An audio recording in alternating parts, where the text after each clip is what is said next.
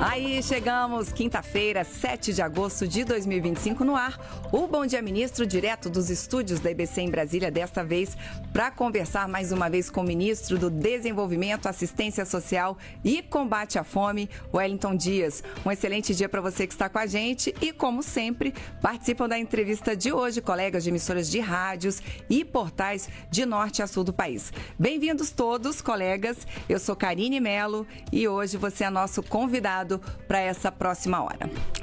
Essa é uma produção da Secretaria de Comunicação Social da Presidência da República em parceria com o Canal Gov, que é apenas uma das muitas emissoras que integram a Empresa Brasil de Comunicação. Acompanhar essa entrevista é fácil.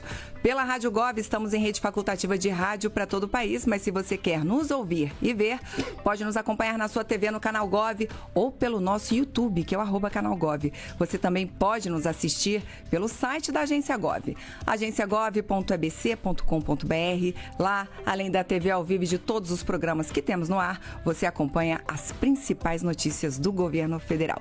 Outra opção é baixar de graça na loja de aplicativos do seu Android ou iOS o Canal Gov e ver toda a nossa programação ao vivo, bem na palma da sua mão.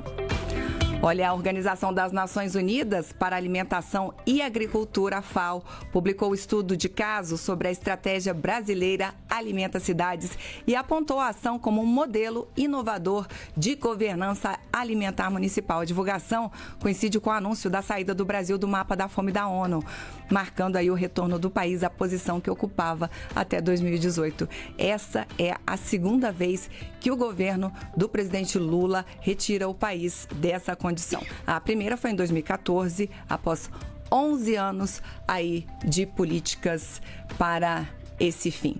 Esse é o destaque da nossa conversa com o Ministro do Desenvolvimento e Assistência Social, Família e Combate à Fome, Wellington Dias. Bom dia, ministro. Olha, Karine, bom dia a você, toda a equipe, né, e todos que nos acompanham pelo Brasil, todas as emissoras que retransmitem, e uma alegria, né, porque é um dia mesmo especial.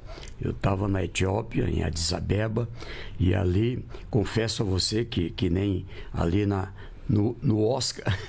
No Oscar, é isso. Eu não sabia. Eu disse até o presidente, antes de viajar, o presidente perguntou, e aí, o Wellington, nós vamos ou não vamos sair do mapa da fome? Presidente, eu acho que vai bater na trave. O senhor disse isso aqui no Bom Dia Ministro há uns 15 dias atrás, exatamente. Disse que ainda não sairíamos. Eu acho que vai bater na trave. Por quê? Porque o ano de 2022, o triênio 20, 21 e 22, ficou muito alto. Sim. Então, muita gente na fome, 33 milhões e 100 mil pessoas. E ali a minha avaliação era que, com certeza, esse ano de 2025 a gente completaria. Qual não foi nossa surpresa? A Organização das Nações Unidas, através da FAO, como você anunciou, colocou o Brasil no rol dos países que tem abaixo de 2,5% de pessoas na insegurança alimentar. Aquilo que traz a chamada subnutrição ou desnutrição. 2,4% foi o patamar a que o Brasil chegou. E quando a gente pega separadamente o ano de 2024, 1,7%. Foi isso que ajudou. Foi um patamar, não é, que é assim, um recorde, né? É um dos mais baixos da nossa história. Significa que a gente tem hoje aquele patamar em que temos que ir atrás. Está desnutrido por problema de dinheiro, está desnutrido porque tem uma doença, falta de alimento. Qual é o problema? Então, é bem mais complexo e trago aqui uma informação bem nova. Nós vamos fechar 2025 ainda melhor. Viu, Karine? Ainda melhor. Que bom. Por quê? Porque o presidente não brinca, não. Ele vá atrás, ainda tem. Então, onde tiver uma pessoa passando fome, vá atrás. Eu sempre digo, é um programa, é uma meta que é do coração do presidente do Brasil. Ele se emocionou, não é? Tanto na agenda do Conselhão, como na agenda do Conselho da Segurança Alimentar e nutricional, o CONSEA, ali com tantos líderes do Brasil inteiro, ele chega a chorar, lembrando do sacrifício que a sua mãe enfrentou, né, para botar comida, o que era chegar lá no trabalho, os amigos tudo com as quentinhas, e ele morrendo de fome, e os amigos, você quer aqui? Quer uma parte da minha? E ele, não estou com fome não, morrendo de fome. Então, quem passa fome, Karine, não tem coragem nem de dizer que está com fome. É uma coisa tão assim violenta que a pessoa ela faz questão de negar. Eu mesmo já vivi a experiência de chegar com fome na casa de alguém na hora do almoço, né, e a pessoa: você está com fome? E aí você diz, não. Se pergunta assim, você quer almoçar? Não, já almocei. Talvez perguntar se quer almoçar, talvez seja mais fácil. Mas se perguntar, você está com fome? O normal é você dizer, não, tá bem, estou tranquilo. Ministro, vou já chamar então para a nossa conversa, vou começar a chamar aqui as rádios, vamos embora? Hoje a gente está com casa cheia.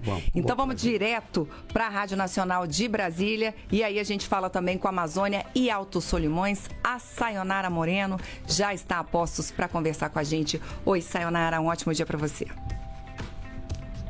Oi, Karine, bom dia para você, bom dia para o ministro, os colegas que acompanham. Ministro, ainda seguindo nesse caminho aí que a gente vem já conversando a respeito da saída do Brasil do mapa da fome, né? Eu acredito que não é possível falar sobre isso sem falar de Bolsa Família. E a gente sabe que, historicamente, aqui no Brasil é um programa que, por outro lado, também acaba sendo alvo de muito estigma e de muito preconceito por aqueles que não precisam, né?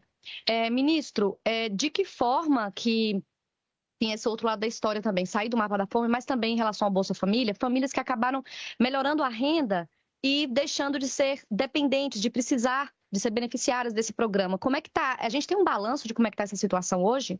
Obrigada. Sayonara, primeiro, Sayonara Moreno, então meu abraço aí para você, todo o time aí da Rádio Nacional de Brasília, da Amazônia e do Alto Solimões, onde eu estive agora, recentemente, inaugurando 7 mil sistemas de abastecimento de água, porque água também, a água potável alimentação, e ela é muito cara ao povo da Amazônia. Aqui em Brasília também temos um trabalho muito bom com o setor privado, com as entidades, com o governo do Distrito Federal. E veja, a pergunta sua ela é muito boa, porque, de um lado, tirar da fome. Não é uma tarefa simples. Garantir que a gente possa ter um cadastro eficiente ali, e a cada pessoa avaliar a vulnerabilidade, aquela situação, cruzar dados com a saúde e trazer para o programa. Programa é o Bolsa Família, é o BPC, ali a gente faz toda uma avaliação e abre portas para 42 outros programas, pra você ter uma ideia. Para o Pé de Meia, para o Minha Casa Minha Vida, Farmácia Popular, Tarifa Social de Energia, são vários programas. Então, mas também o outro passo, o nosso Ministério tem a tarefa de cuidar, de tirar do mapa da fome e superação da pobreza. E aqui o trabalho, como a gente está fazendo aqui em Brasília, com várias entidades, inclusive o Conselho de Economia, Conselho de Administração, com o GDF, com o comércio, com a indústria, garantir que a gente possa qualificar as pessoas que estão no cadastro único, com mais de 16 anos, qualifica. E ali, qualifica já com o padrão das empresas. Isso é que tem dado resultado. E olha só, Sayonara, aqui o resultado. Nós alcançamos 17 milhões e meio de pessoas do Bolsa Família, do cadastro único, com contratos de admissão ao emprego. Não é? Você tem uma noção, o ano de 2024, quando a gente pega somente o saldo positivo de emprego, aquelas pessoas que estavam desempregados e agora, mais do que no ano anterior, 1.700.000 novos empregos com o crescimento da economia. E 98,8% destes empregos, 1.630.000, são homens, mulheres, são pessoas do Bolsa Família, do Cadastro Único. E outra notícia boa, o empreendedorismo. 9 milhões de novos pequenos negócios no Brasil, que é algo extraordinário. O Brasil alcançou de janeiro de 2023 para cá, no governo do presidente Lula, 4 milhões e 100 mil empregos e 9 milhões de pequenos negócios. Aqui também o povo do Bolsa Família do Cadastro Único, com mais de 5 milhões de pequenos negócios. Então o povo quer trabalhar, dando uma oportunidade certa, eles vão e estão vindo, estão trabalhando e ajudando o Brasil. Ministro, vamos a Mato Grosso, a Cuiabá, vamos lá para a Rádio Centro-América. O Aldair Santos também já está com a gente. Oi, Aldair, bom dia para você. Olá, muito bom dia a todos. Bom dia, ministro. Prazer falar com o senhor aqui direto de Mato Grosso. O Brasil saiu novamente, agora recente, né, ministro? Os números mostrando que a gente está com abaixo de 2,5% de risco de fome, subnutrição, e o Brasil saiu mais uma vez do mapa da fome. Mas a gente tem aí cerca de 2%, abaixo de 2,5% é o dado, né? De famílias ainda em situação de pobreza, com risco de fome. A gente tem estados ricos, ministro, como o Paraná, Rio Grande do Sul e Mato Grosso, que é onde a gente está, que é o maior produtor de alimentos do Brasil. Como é que esses estados podem ajudar o país de uma forma estratégica, podem participar desse processo, dessa luta de diminuir ainda mais o risco de fome no Brasil, diminuir esse número de famílias que ainda têm dificuldade com a alimentação, ministro?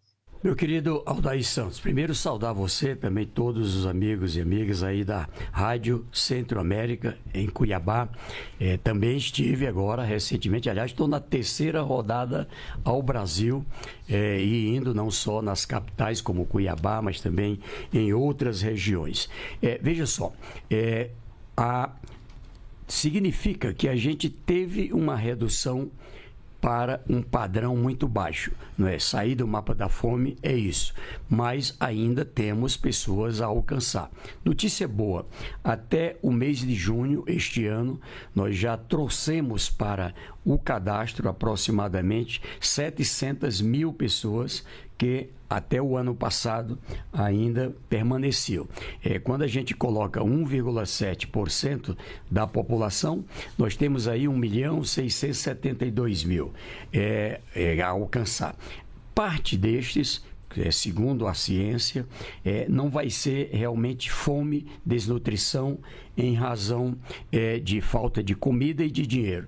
Ela provavelmente tem aí situação, às vezes a pessoa tem uma doença, Deus o livre aí, um câncer no estômago, e aí tem dificuldade de se alimentar, ali muitas vezes tem que tomar soro, enfim, é uma desnutrição que não é, onde a causa não é exatamente a falta, a insuficiência alimentar. O trabalho é bem mais complexo agora, porque a gente tem que localizar estas pessoas. É na floresta, é uma pessoa da população de rua, é uma pessoa que mora numa periferia. E a gente está trabalhando com todas as possibilidades. De um lado, o Sistema Único da Assistência Social, o Sistema de Segurança Alimentar, rede escolar, rede de saúde, mas também com as entidades, com igrejas, com todas as pessoas que possam nos ajudar. Encontrou alguém com fome? 121 é o número, não é, para o qual é possível ligar. Ou orientar e ir no CRAS, no Centro de Referência da Assistência Social mais próximo, para ali fazer o cadastramento. Nós vamos seguir trabalhando com toda a força, e isso que você acabou de dizer, não é possível que o país, que é o 3º, 4º maior produtor de alimentos do mundo, seja um país com pessoas com fome. Então, queremos realmente alcançar quem ainda não alcançamos. Fique com a gente. Bom dia, ministro. Hoje com o ministro do Desenvolvimento Social, Combate à Fome, o ministro do Bolsa Família, Wellington Dias. Ministro, vamos seguir, vamos direto para o seu estado. Vamos lá a Teresina, no Piauí, porque a Rádio Clube News está com a gente. Valdir Júnior, bem-vindo. Bom dia para você. Bom dia, Karine. Bom dia, ministro. Bom dia aos colegas. A minha pergunta ao ministro é com relação à questão da seca. A gente tem aqui no Piauí mais da metade do município já decretaram situação de emergência por conta da seca, e a gente sabe que grande parte dessas pessoas são agricultores. E se eles não estão conseguindo produzir por conta da seca, acaba perdendo ali as plantações, eu quero perguntar para o ministro se existe algum projeto aliado com o ministério dele, juntamente com outras partes, e também com o governo do estado e também com toda a região Nordeste, né, para tentar amenizar essa situação. Muito obrigado.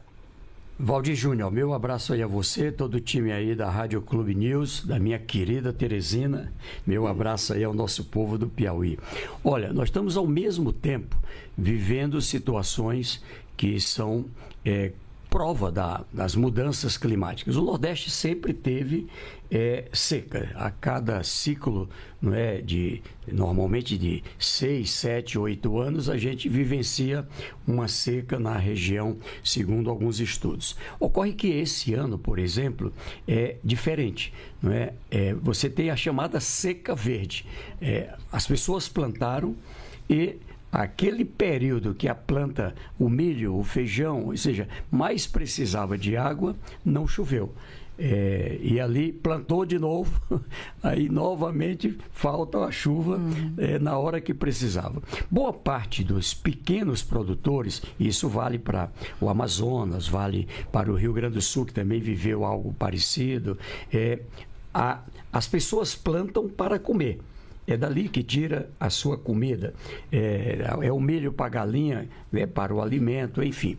E nós atendemos, sim.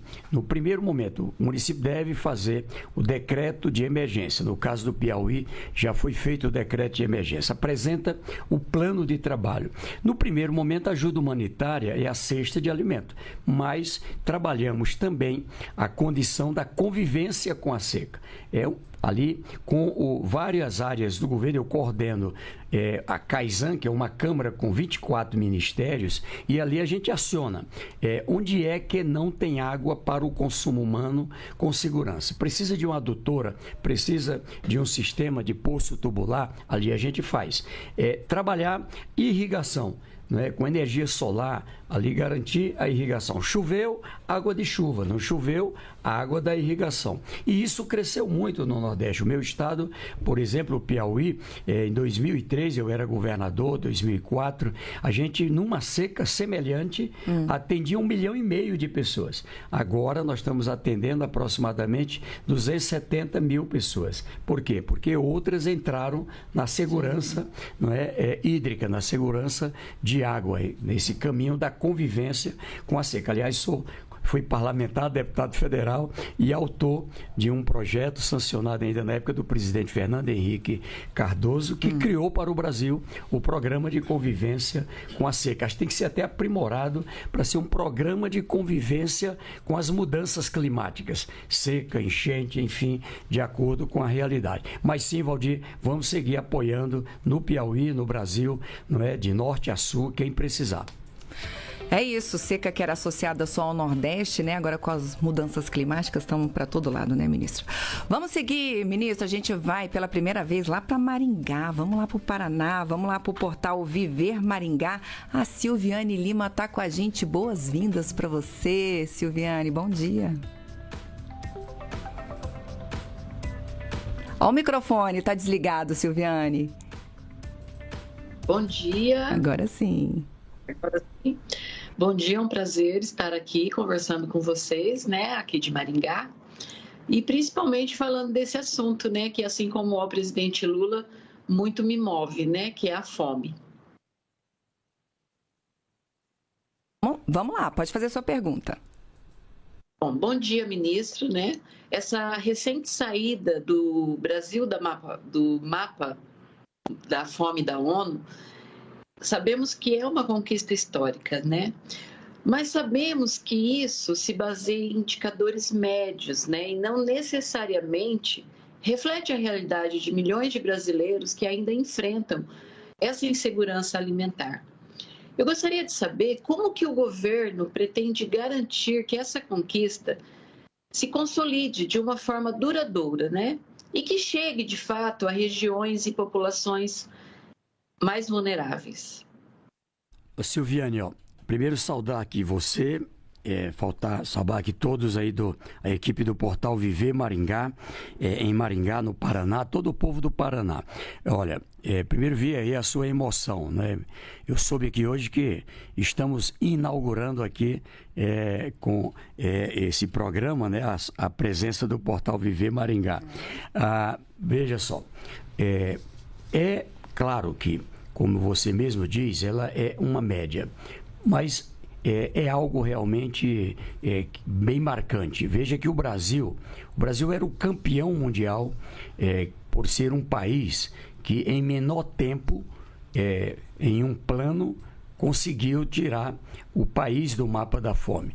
Em 2003, também o presidente Lula, ele lançou o programa Fome Zero. Foi até no meu estado, no Piauí. Eu era, na época, também governador.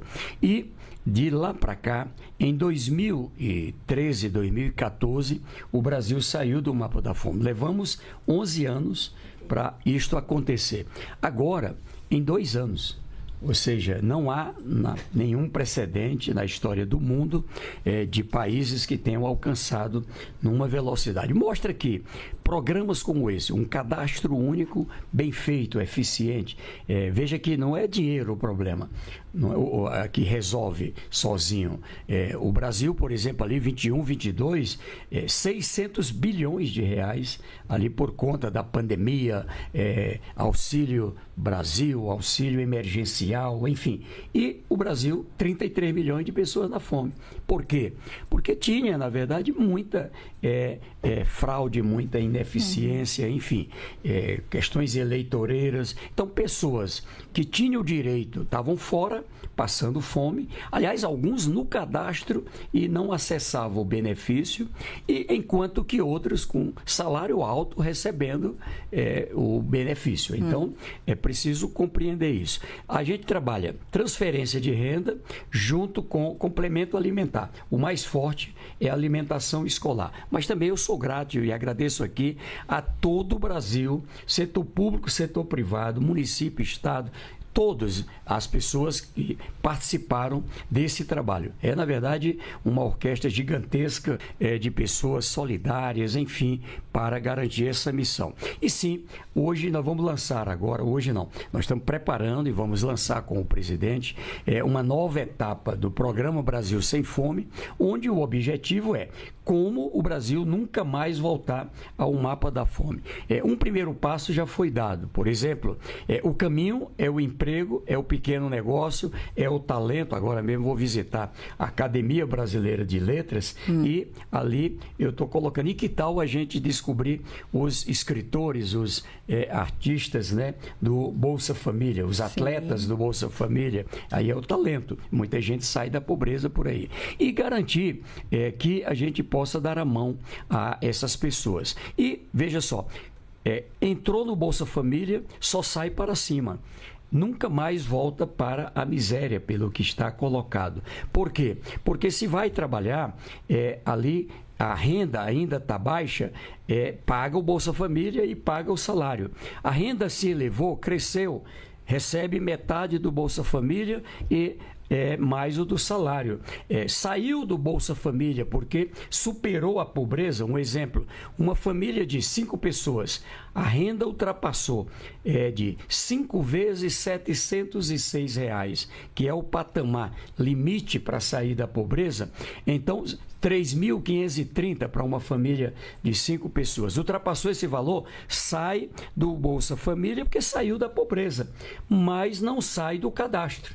Lá na frente, perdeu o emprego, não entra mais em fila, volta automaticamente para o emprego. Esse mês de julho, 11.305 pessoas perderam o emprego, voltaram para o Bolsa Família. E outras medidas estamos trabalhando para apresentar ao Brasil. Ministro, de Maringá, a gente vai lá para a Bahia, a gente vai lá a Luiz Eduardo Magalhães. Vamos para a Rádio Cidade, Fábio Souza também está com a gente. Oi, Fábio, bom dia. Bom dia, Karine, um abraço a você, um abraço ao ministro Wellington Dias, um abraço aos amigos ligados em todo o Brasil. Ministro, Luiz Eduardo Magalhães fica aqui no oeste da Bahia, estamos na Rádio Cidade FM, aqui é a capital do agronegócio. É um importante polo agrícola e econômico regional. Considerando, ministro, os avanços aí apresentados, como a saída do Brasil do mapa da fome, né? Com a saída aí do Brasil do mapa da fome, o crescimento do Bolsa Família e o programa Acredita no Primeiro Passo, quais iniciativas específicas o Ministério, né, está desenvolvendo para que os trabalhadores rurais, os pequenos agricultores e famílias de baixa renda dessa região também sejam incluídos nesses avanços? Existe aí uma previsão de ações dirigidas ao fortalecimento do empreendedorismo rural, geração de empregos formais e também ampliação do CadÚnico em municípios como Luiz Eduardo Magalhães? Fica aqui o nosso abraço do oeste da Bahia, da Rádio Cidade FM, para o senhor e todos os ouvintes aí, todo mundo ligado em todo o Brasil, ministro. Meu querido Fábio Souza, meu abraço também para você e um abraço aqui com certeza da equipe da EBC, olha, a todo o time aí da Rádio Cidade e o povo aí de Luiz Eduardo Magalhães e da Bahia. A Bahia foi um dos estados que muito contribuiu para esse feito, né? Aliás, o Nordeste, né? O presidente do consórcio Nordeste é o governador do meu estado, o Rafael Fonteles, e o Jerônimo, governador da Bahia, lançou o Bahia Sem Fome. E a partir daí passamos a trabalhar com os municípios, inclusive de Luiz Eduardo Magalhães. Aliás, sempre que eu ia para o Piauí de carro, passava exatamente nessa região ali, pela BR-020. Olha só, trabalhamos sim. Veja que a gente viveu uma situação em 2023, 2024, principalmente em 2024, com a crise de alguns produtos como o arroz.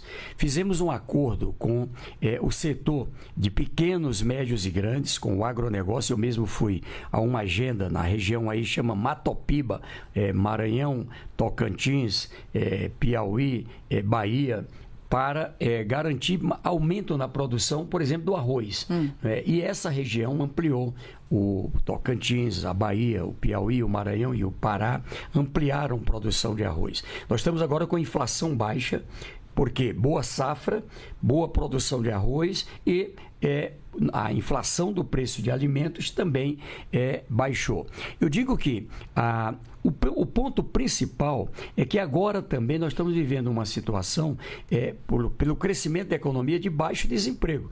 5,8% é o mais baixo, né, da história nos últimos anos. E aqui, o que a gente está fazendo? Trabalhando com comércio, com os produtores rurais, com as indústrias. E que tal a gente abre o cadastro, qualifica as pessoas para o emprego e para o empreendedorismo. E do outro lado, garantir também no rural. Aí o Fábio tem razão. Nós temos o Agroamigo, o Acredita, né, Rural, que passa pelo Agroamigo Pronaf, onde aqui com o ministro Paulo Teixeira, com o ministro Fernando Haddad, é dado um subsídio, por exemplo, um financiamento de uma família que era até R$6.000, agora vai até R$35.000. E esse financiamento, ele garante a condição de uma taxa de juros de 0,5% ao ano. 0,5% ao ano. De pai para filho. De avô para neto. De avô para neto, isso. E quando paga, olha só, aplicou o dinheiro direitinho, pagou em dia, um desconto de 40%. Alguém toma 35 mil, vai pagar 23.200. Então, esse caminho é que está dando um bom resultado para o Brasil. No Acredita Urbano, a gente financia um primeiro passo, né? Tem o seu passo para qualificação, assistência técnica, ali financia até R$21 mil, depois até 80 mil, depois até 1.200.000. Então tem o primeiro passo, segundo passo, terceiro passo, que é para levar pessoas para a classe média. Nós queremos e vamos ser cada vez mais um país desenvolvido entre as 10 maiores potências do mundo, mas sem fome, sem extrema pobreza, sem pobreza e com a robusta classe média. É esse o plano do presidente Lula. Só para localizar quem está com a gente, o ministro falou aqui do Acredita Seu Passo. O Acredita Seu Passo é um programa de qualificação e você pode ter aí, o ministro já adiantou aqui algumas coisas, mas você pode conferir tudo também no site do Ministério, gov.br/MDS, não é isso, ministro? Quero aproveitar, ministro, para conversar com o senhor. Queria que o senhor nos adiantasse aqui, nos desse um spoiler, se for possível. Na semana passada, a Petrobras anunciou uma redução de 14% no preço do gás. E aí o Ministério da Justiça está de olho nisso. O Ministério já disse, inclusive, abriu uma investigação porque quer que essa redução de gás chegue ao bolso dos consumidores, né? Que não fique só ali, porque havia uma reclamação de que muitas vezes o preço não chegava. Então o Ministério da Justiça está de olho, a gente noticiou isso. E aí, agora o governo está com um programa Gás para Todos. Não sei se esse é o nome definitivo, ministro, mas está para ser anunciado, que é o antigo Auxílio Gás, Vale Gás. Queria saber como é que está esse programa e quais serão os critérios, se o senhor já puder nos adiantar.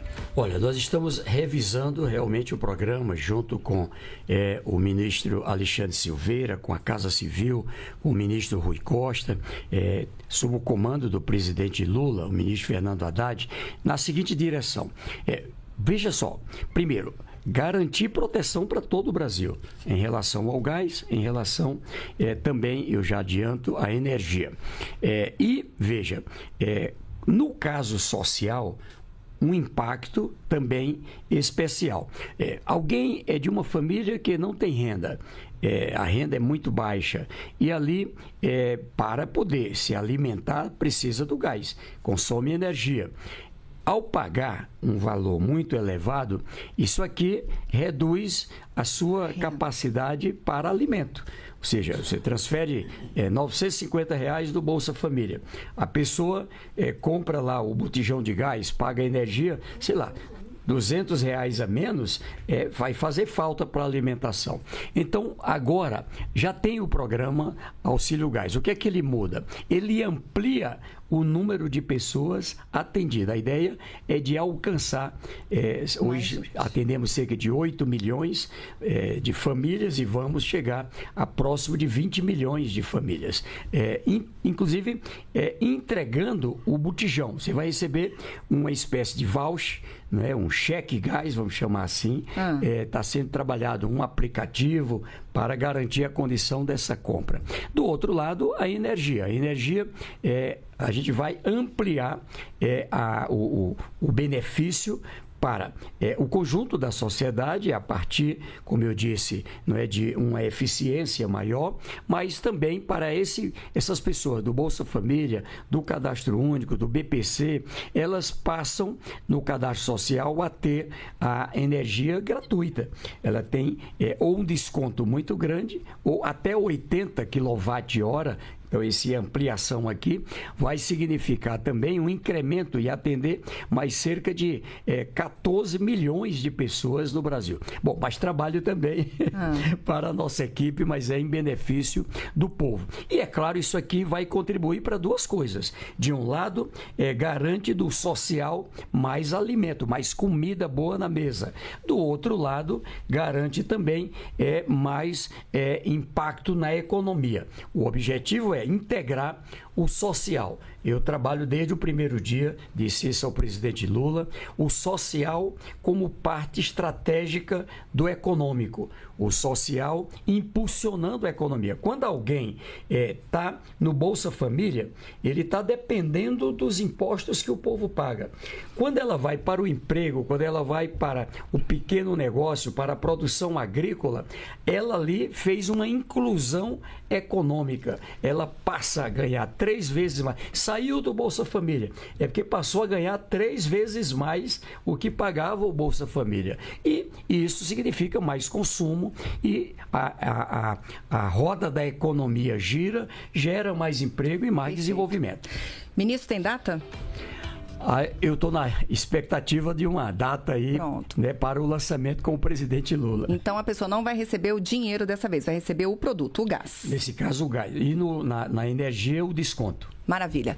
Vamos seguir, ministro. Vamos a Campinas. Vamos lá para a Rádio Bandeirantes, porque o Heitor Fredo também está com a gente. Oi, Heitor. Bom dia para você.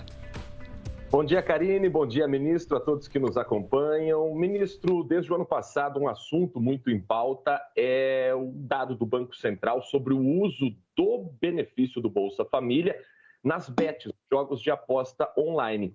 Em abril desse ano, o senhor falou, nesse mesmo espaço aqui no Bom Dia, ministro, que havia uma suspeita de uma fraude de alguns desses sites de aposta utilizando os CPFs, os nomes desses beneficiários.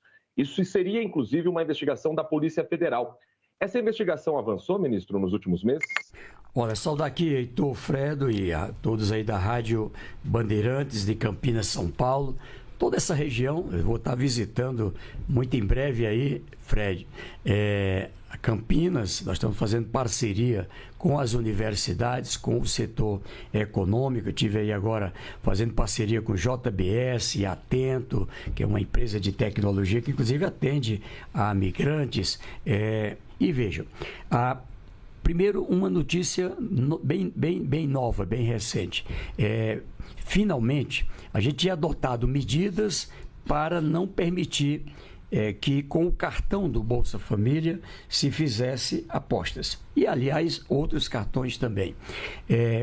Isso precisava de uma homologação com o Supremo. Então, a notícia boa é que isso está tudo legalizado, então não haverá mais questionamento, não é, ali sobre a coordenação do ministro Gilmar Mendes, do STF, o ministro Fux, né, a gente conseguiu dar este passo. A outra é em relação ao uso do CPF de pessoas que são do conjunto de pessoas em vulnerabilidade social, que estão no Cadastro Único, que estão no Bolsa Família ou que estão no BPC e que estariam usando esse CPF para lavagem de dinheiro. Já tem uma primeira investigação, já com pessoas detidas, não é? Ainda não foi divulgado por estratégia e segredo de justiça, por estratégia da investigação, mas Fredo, a resposta é sim, ela avançou e sim, nós vamos combater, além da fraude, também a proteção das pessoas, porque muitas vezes a pessoa está envolvida em coisa ruim sem nem saber. Não é? Então, isso nós estamos trabalhando em parceria com o Ministério da Justiça, Polícia Federal, junto com o Judiciário, e sim, eu digo que muito em breve o Brasil vai ter aí informações sobre o resultado. De Campinas, também quero dar boas-vindas aí à Rádio Executiva de Goiânia. Maristela Araújo também está estreando aqui com a gente no Bom Dia Ministro. Bem-vinda, minha querida. Obrigada, Karina. Bom dia para você, bom dia ao ministro, a todos que nos acompanham. A minha pergunta para o ministro, há poucos dias, ministro, a gente teve aí uma informação do IBGE falando sobre a chefia dos lares brasileiros pelas mulheres.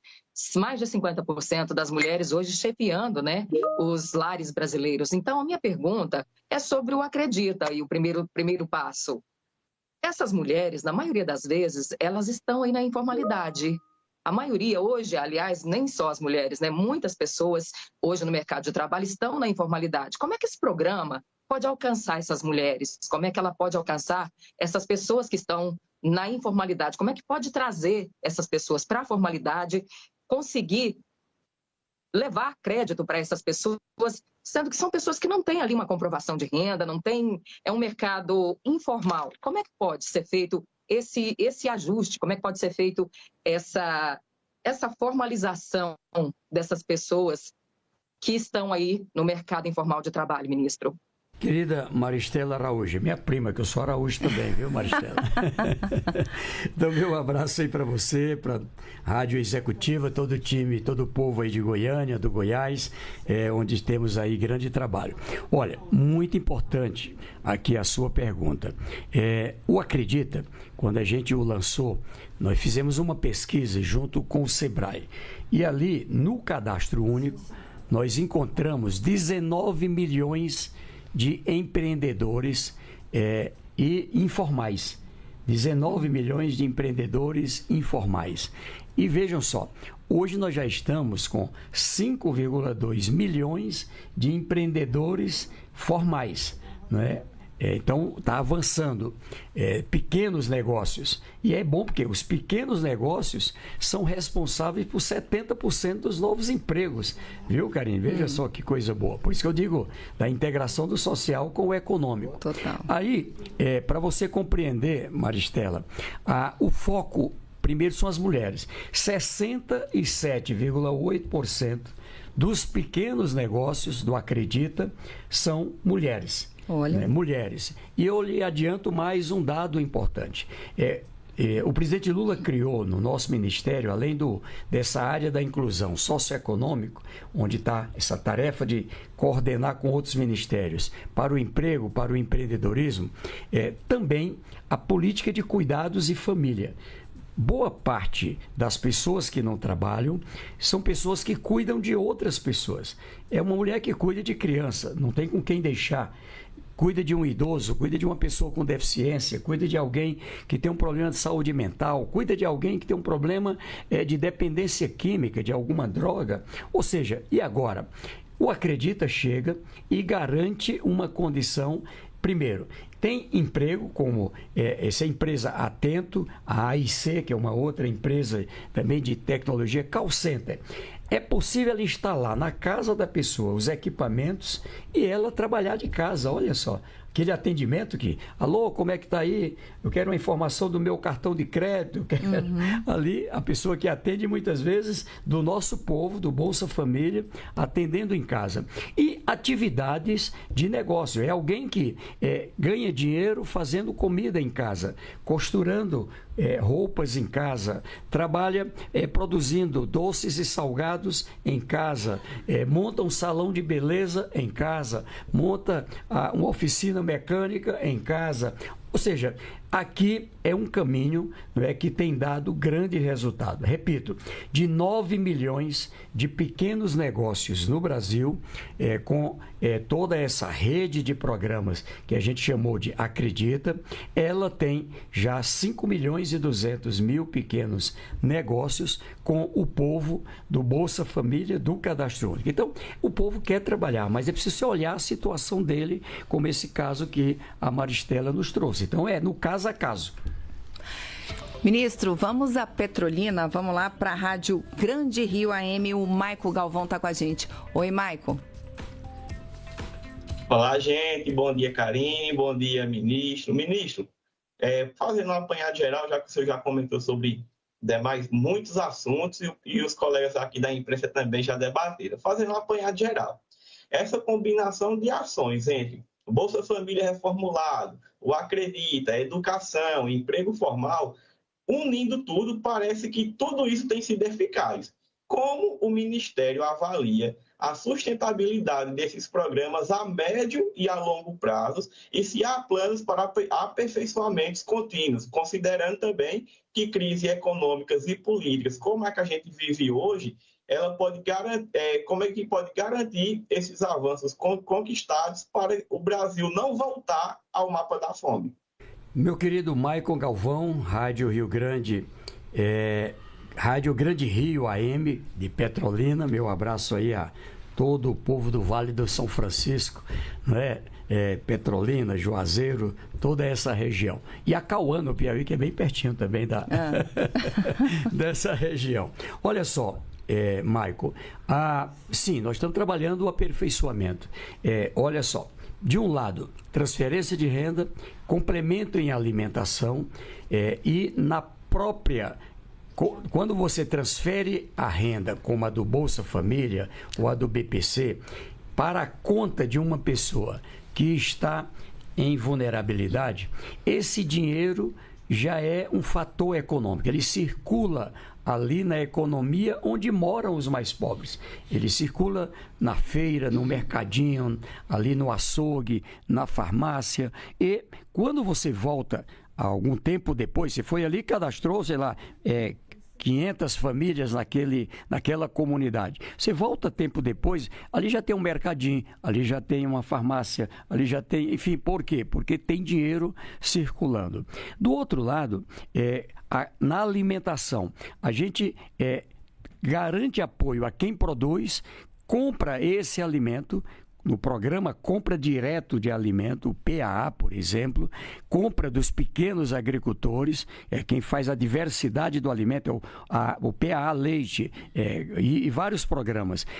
Ao comprar, a gente paga um preço justo, o preço do consumidor, a gente paga para aquele produtor e impulsiona para sair da pobreza. Ou seja, a própria política já é parte de um programa para a superação da pobreza. Mas, além disso, a gente olha o projeto. Aí, no caso de Petrolina, essa região, Banco do Nordeste acredita, Agroamigo, o Cred Amigo, um conjunto de programas, aí a região da fruta, a região do caprino, do ovino, do leite, enfim, e garantimos o financiamento para que essas pessoas possam crescer.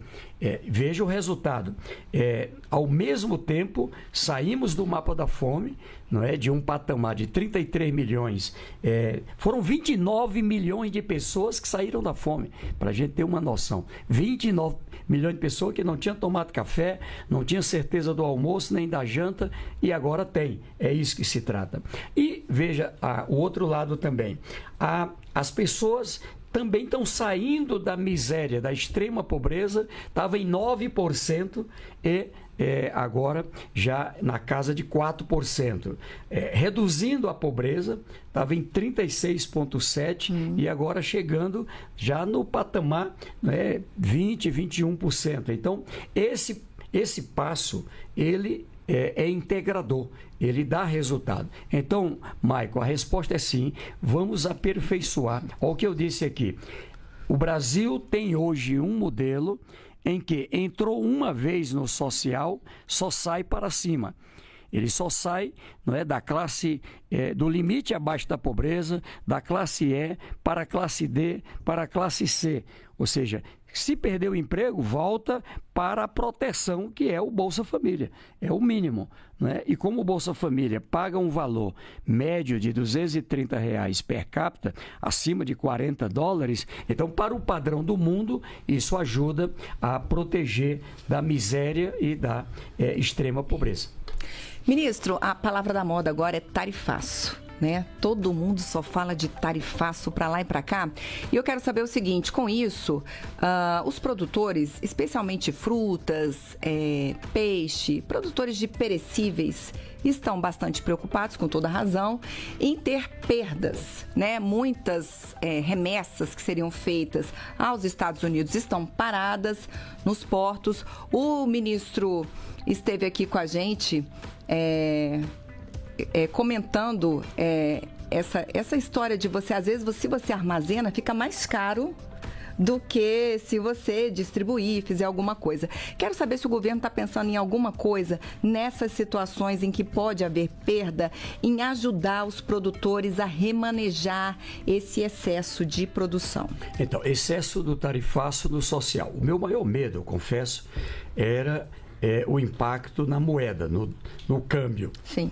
E quando o dólar se valoriza, quando o real se desvaloriza, ali tem um impacto, porque uma parte da alimentação, ela ou é comprada de outros países, ou tem como referência o preço de outros países. É o caso do café, é por isso que subiu, porque subiu lá fora, é o caso do trigo, enfim.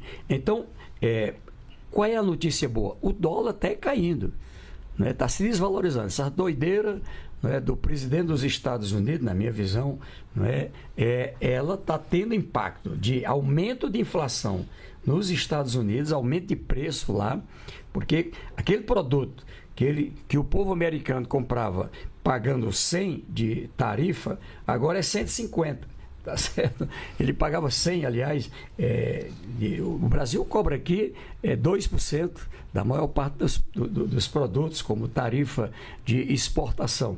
Ele vai e chega, acrescenta mais 50%. Então, é o povo americano que paga 50% a mais dessa tarifa, não é o brasileiro. É lá na compra lá. Então, veja só que coisa doida. Então, o Brasil está tomando providências. De um lado, a negociação, o ministro Geraldo Alckmin, colocado pelo presidente na linha de frente, com o ministro Haddad, a diplomacia brasileira. Sim. O Brasil sempre foi um país, ainda mais com o presidente Lula, de paz, do diálogo, e é isso que a gente quer prosseguir. Mas, é claro, defendendo a soberania, defendendo aqui a pátria, defendendo o interesse do povo brasileiro. E, é claro, temos que condenar os traidores da pátria, sim. Não é razoável que pessoas coloquem interesse de um indivíduo, daquele, sei lá, para poder livrar meu pai de uma condenação, agora eu quero que arrebentem com o Brasil. Não é razoável. Eu sinto muito, mas tenho que dizer isso. Então, vejam o que eu vou dizer agora. Do ponto de vista das medidas, ainda ontem participei de uma agenda, porque isso mexe com o social, frutas, alimentos perecíveis, peixes, por exemplo, o açaí, não é? Ou seja, aquilo que a gente exporta, nós estamos criando agora uma proteção. Nós vamos comprar. O nosso ministério, com o MDA, com a Conab, com o MAPA, nós vamos comprar o alimento que ia para a exportação e não conseguiu sair para a exportação. E vamos utilizar na rede, por exemplo, de alimentação escolar. O nosso ministério tem 34 mil unidades de acolhimento, onde cuida de crianças, onde cuida abandonada, de idosos, de pessoas com deficiência, ASAPAI, enfim. E ali a gente vai trabalhar a nossa rede. Já fizemos isso, sem muito alarde, no primeiro tarifaço. Não é? Por exemplo, então, com isso, proteger. A ordem do presidente, proteger nossos produtores, e especialmente os pequenos, especialmente essa área de alimento. Agora, no Conselhão, o setor de frutas apresentou um pedido ao presidente, o setor de pescados, e o presidente vai atender, e ontem já as primeiras medidas sendo editadas, e assim, vamos seguir adiante, buscar outros mercados também. Não é? O meu estado já está buscando outros mercados para o mel do Piauí. E, com certeza, são produtos que temos, sim, toda, vamos dizer, demanda por outros países. Ótimo, ministro. Eu mencionei aqui que a gente conversou com o ministro sobre esse assunto, foi o ministro Márcio França, ministro aí do empreendedorismo, empresas de pequeno porte, microempresa, que esteve aqui com a gente alguns dias atrás. Ministro, vamos seguir, vamos fechar o nosso giro de rádios lá com a Rádio Liberal de Belém. Rodolfo Souza, bom dia para você. Bom dia, ministro. Bom dia, colegas. Para você que está nos acompanhando. Ministro, eu queria saber, COP30 ela está chegando aqui em Belém, né? É o maior evento que a gente vai ter no país agora em 2025. Eu queria saber se o MDS, se o seu ministério tem algum plano para apresentar políticas, né, que possam integrar o Ministério do Desenvolvimento Social com essas políticas públicas aqui, com as comunidades vulneráveis aqui do estado, com a população do interior do Pará, com a população aqui também mais vulnerável da região metropolitana da nossa capital, para que o mundo conheça, né, a realidade da população amazônica, das ações que o seu ministério está desenvolvendo para essa COP30. Muito obrigado, bom dia. Primeiro, meu abraço aí a você, a Rádio Liberal, a todo o povo aí de Belém, do estado do Pará. Bem recentemente tivemos aí na região de Santarém e também em Belém. E aí temos um trabalho muito integrado com o governador Helder Barbalho, aí também com o prefeito de Belém, nesse desafio. Primeiro, por mais campanha que tem, o Brasil é interessante. Vai ter Olimpíada? Não vai dar certo, vai dar tudo errado. Quando acontece a melhor Olimpíada do mundo no Brasil. Vai ter Copa do Mundo? Não vai dar certo, vai dar tudo errado. Aí quando conclui a melhor Copa do Mundo. Então nós vamos ter a COP30 e vai ser uma das melhores do mundo. Melhores do mundo porque está certo o presidente Lula. Muita gente que fica falando nessa questão ambiental, e é muito fácil dentro de um gabinete, no ar-condicionado, numa boa, e o presidente, não, vou levar vocês para o coração da Amazônia, lá para Belém do Pará, para ver que ali tem floresta, vê que também tem seres humanos. Então, qual é a equação? Como é que nós vamos combinar, garantir proteção das florestas, mas também garantir qualidade de vida, condições de crescimento para o nosso povo, do Brasil e de outras florestas tropicais dos outros países da Amazônia. Sim, nós vamos estar apresentando projetos que integram. A nossa meta é que os líderes possam, inclusive, na declaração da COP30, garantir a integração do social com o ambiental e o econômico. Por quê? Quando tem efeitos climáticos, como acontecia na Amazônia, eu acompanhei de perto, secas e enchentes, tem a mudança climática, Karina, ela alterou principalmente a cordilheira, o ciclo da Cordilheira dos Andes. A Amazônia chove muito, ali, aquele período, e isso segura os rios com a calha cheia. Lá no período que não chove, vem o degelo das cordilheiras e ali mantém os rios com um volume de água padrão. Ocorre que agora coincide de degelo mais cedo. E esse degelo mais cedo coincide com um período de muita chuva. Aí leva enchente, água demais. Lá na frente, quando não está chovendo, ou está chovendo menos, era a hora do degelo, já não tem mais gelo para derreter.